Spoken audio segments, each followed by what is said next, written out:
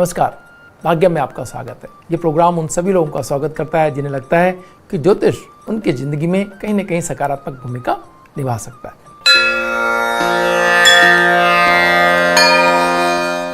आज 22 अप्रैल 2020 है, वैशाख मास चल रहा है, कृष्ण पक्ष है, तिथि अमावस्या है, वार बुधवार है, विक्रम संवत 2077 है और प्रमादी नाम का संवत्सर चल रहा है।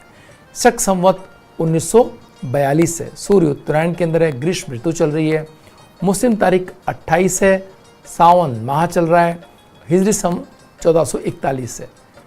तिथि आज अमावस्या संपूर्ण दिन रात रहने वाली है।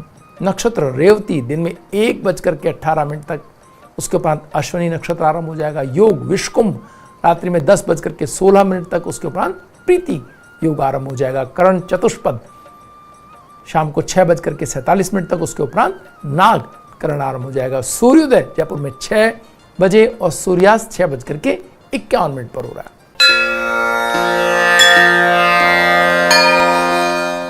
ग्रहों का गोचर में देखें तो सूर्य मेष राशि में, मंगल मकर राशि में, बुध मीन राशि में, बृहस्पति मकर राशि में, शुक्र वृष राशि में, शनि मकर राशि में, राहु मिथुन राशि में, केतु धनु राशि में और चंद्रमा मेष राशि में प्रवेश कर रहे हैं दिन में 1:18 पर। ग्रहयोग की बात करें तो बुध अस्त हो रहे हैं पूर्व में रात्रि में 11:42 पर। गणमूल संपूर्ण दिन रात रहने वाले हैं। प्रमुख दिनों की बात करें तो पंचक दिन में 1:18 तक है, पितृकार अमावस्या आज है और विश्व पृथ्वी दिवस आज है।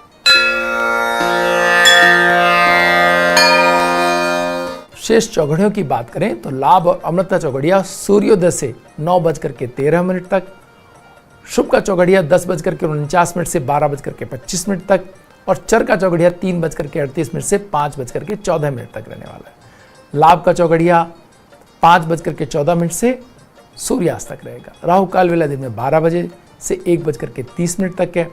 जो लोग राहु काल को मानते हैं और यदि कुछ कार्यों को करने के लिए टालना जाना उनके लिए संभव ना हो तो सुपारी और पान इलायची आदि का सेवन करके आप कार्य प्रारंभ कर सकते हैं। इससे राहु काल के दुष्प्रभाव में कमी आएगी।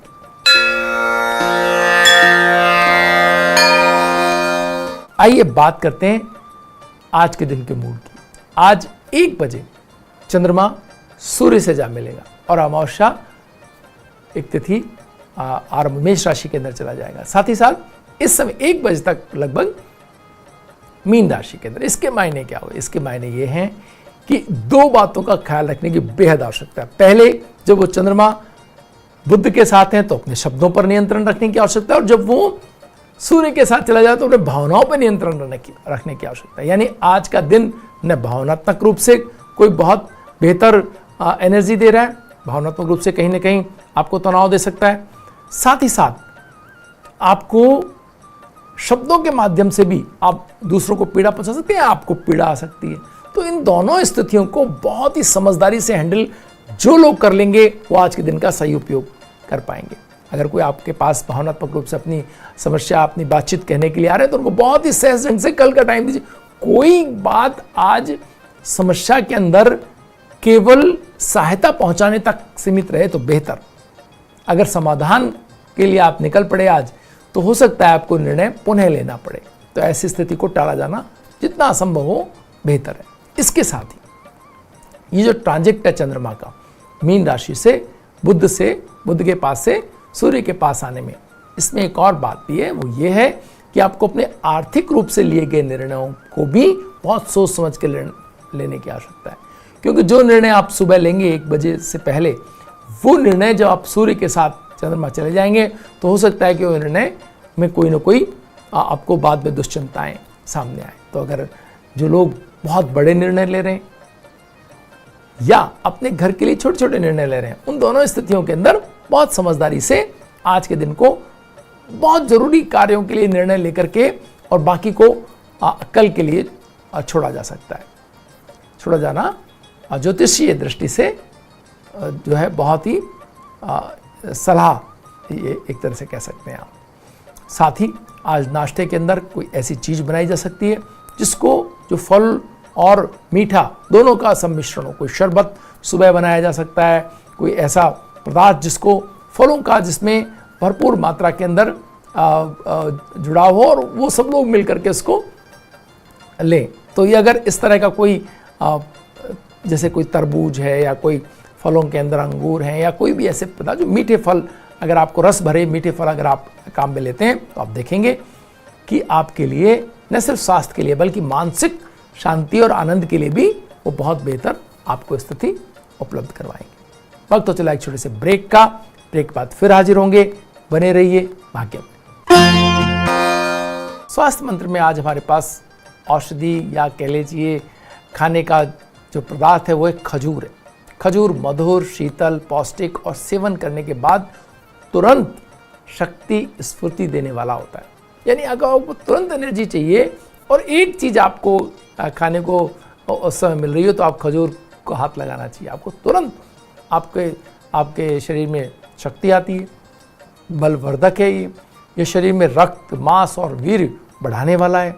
ये हृदय और मस्तिष्क को भी शक्ति देता है। वात, पित्त और कफ इन तीनों दोषों को ये नियंत्रित करता है। खजूर में carbohydrates, proteins, calcium, potassium, magnesium, phosphorus, लोह आदि बहुत अच्छी मात्रा में पाए जाते हैं। अमेरिकन कैंसर सोसाइटी के अनुसार शरीर को एक दिन में 20 से 35 ग्राम डाइटरी फाइबर की जरूरत होती है जो खजूर खाने से पूरी हो जाती है। खजूर रात भर पानी में भिगोकर सुबह लेना लाभप्रद रहता है। कमजोर हृदय वालों के लिए ये विशेष उपयोगी है। रात को खजूर को भिगो करके सुबह दूध के साथ खाने से मस्तिष्क और हृदय की जो पेशियां हैं उनको ताकत मिलती है। विशेष रूप से रक्त की कमी जिन्हें हो रही है या रक्त की कमी के कारण होने वाली हृदय की धड़कन और एकाग्रता की कमी अगर आपको कहीं आपके आसपास किसी को है या आपको है तो आप खजूर का उपयोग कर सकते हैं।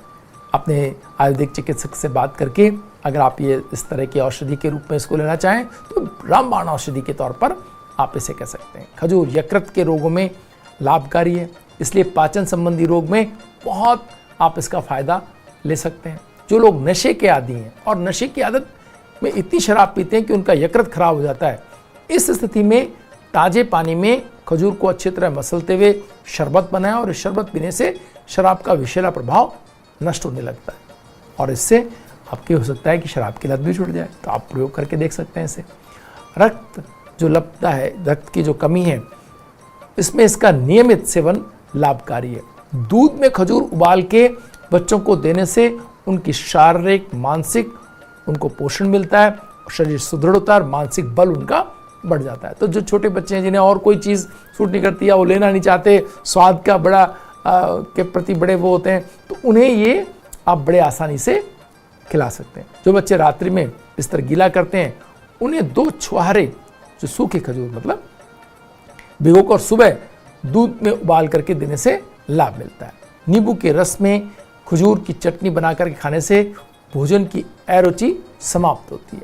इसके अतिरिक्त क्षय रोग, खांसी, चक्कर आना, कमर और हाथ पैरों के दर्द या शून्यता की जो स्थिति है उस या थायराइड संबंधी रोग हैं उनमें भी ये लाभकारी है।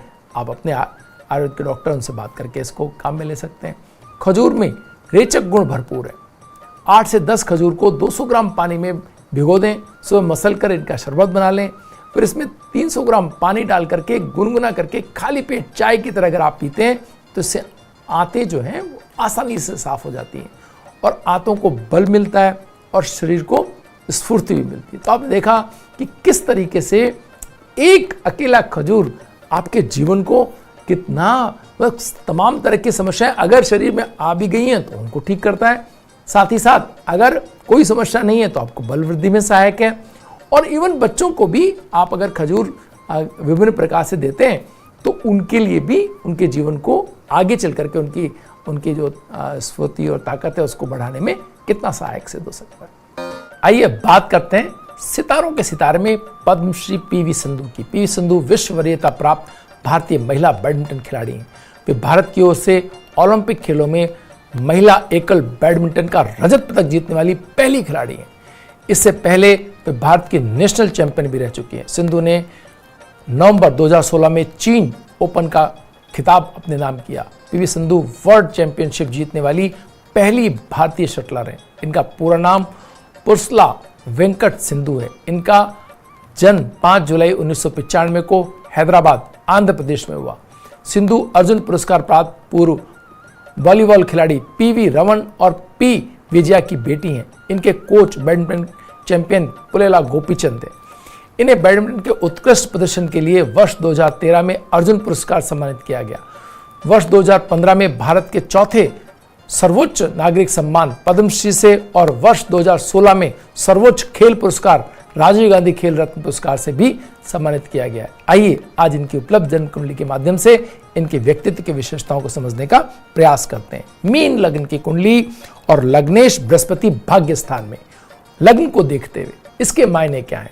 जब मीन लग्न की कुंडली और लग्नेश भाग्य स्थान में हो तो भाग्य का समर्थन व्यक्ति को मिलते चले जाता है। क्या कल्पना कर, कोच, गुरुजन और उनके जीवन में जो उनको शिक्षा देने वाले लोग हैं वो इतने अपने क्षेत्र के निष्ठांत विद्वान होते हैं कि उनकी परवरिश के समय उनको वो चीजें सहज मिल जाती हैं जो लोगों को न जाने कहां कहां जाकर के लेनी होती है।